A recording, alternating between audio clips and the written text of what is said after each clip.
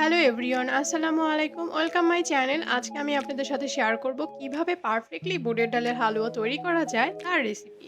তো আজকে আমি এখানে কিছুটা পরিমাণ বুটের ডাল নিয়েছি। এটা আমি পানি এবং লবণ দিয়ে প্রেসার কুকারে সেদ্ধ করে নিব। ২-৩টা সিটি দিয়ে সিদ্ধ করে আমি এখানে নামিয়ে ব্লেন্ডারে ব্লেন্ড করে নিব বা পাটায় পিষে নিব।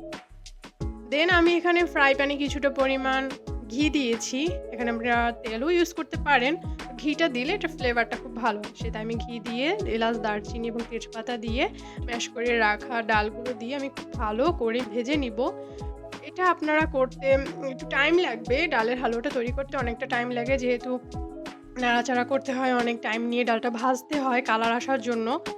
তারপর এখানে আমি দিয়ে দিব কিছুটা পরিমাণ মতো চিনি। চিনিটা আপনারা যে যার রুচি মতো দিবেন। তো চিনিটা দেওয়ার পর এরকম গলে আসবে। দেন এটা আমরা ভালো করে নাড়াচাড়া করতে হবে। নাড়াচাড়া করতে, করতে যখন হয়ে যাবে তখন আপনারা কিভাবে বুঝবেন যে ডালের হালুয়াটা হয়ে গিয়েছে পারফেক্টলি? সেটা আপনারা এই যে আমি দেখাচ্ছি যে এরকম উল্টিয়ে পাল্টিয়ে নিলে কড়াই থেকে উঠে আসছে এরকম করে, তখনই বুঝতে হবে যে ডালের হালুয়াটা একদম পারফেক্টলি হয়ে গেছে।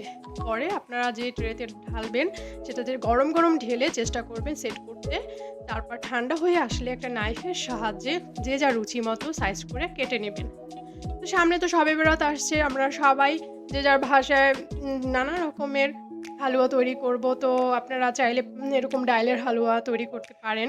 তো অনেকেই বলে থাকেন যে ডালের হালুয়া তো পারফেক্টলি তৈরি হয় না ঠিকমতো, ভেঙে যেতে চায় বা ঠিকমতো সেট হয় না। তো আশা করি আমার এই ভিডিওটি ফলো করলে অবশ্যই আপনারা পারফেক্টলি ঘরে বসে ডালের হালুয়া তৈরি করতে পারবেন। এবং ডালের হালুয়াটা পছন্দ করে না এরকম লোক খুব কমই আছে।